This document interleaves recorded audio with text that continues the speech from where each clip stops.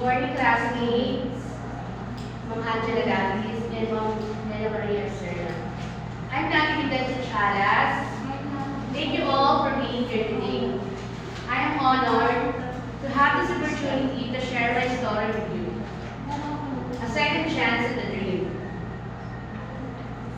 I stand before you today not just as a student, but as a mother. A mother who's given a second chance. And I'm incredibly grateful for. A chance to finally grasp a dream at life in its wonderfully unpredictable and sometimes frustratingly inconvenient way had temporarily sidelined. 16 years ago, I was a young woman bursting with a vision to teach. I imagined classroom alive with discussion, students wrestling with complex ideas, their faces lighting up with understanding. I wanted to be the teacher, the one who inspired a lifelong love of learning. But then, as life opened us, it threw me a curveball.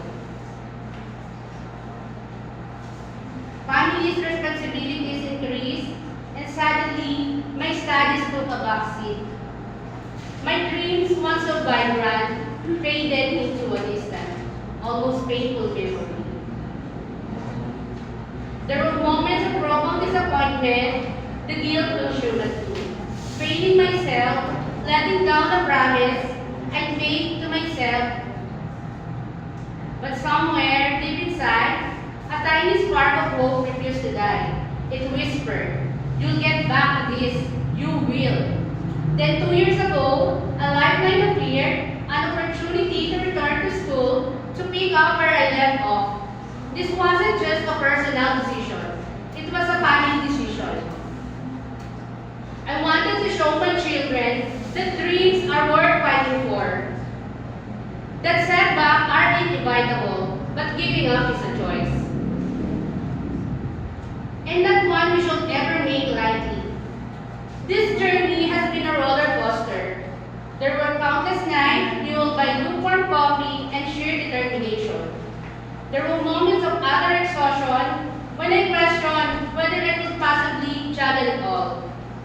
But the unwavering support of my family, my friends, and the incredible faculty here kept me going. I remember one specific moment. My daughter, Ella, then 6, her eyes shining with pride as I told her when I was going back to school. That look, that pure, unadulterated belief in me became my fuel. This experience had taught me the profound importance of resilience, of never giving up on what truly matters. It showed me the incredible power of community and the transformative nature of lifelong learning.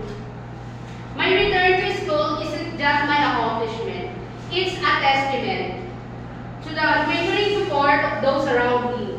To my fellow students, never let anyone dim the fire in your heart.